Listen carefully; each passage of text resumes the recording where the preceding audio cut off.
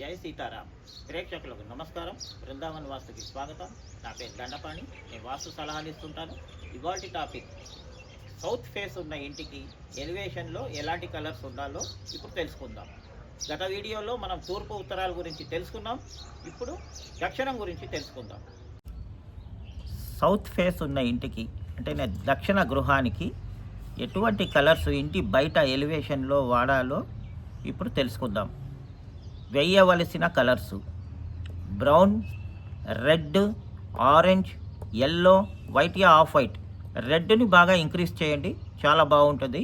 వెయ్యకూడని colours green, dark blue, light blue, violet, magenta, parrot green, ఇంకా ఏ colours అయినా కూడా ఇవి వెయ్యకపోవడమే మంచిది.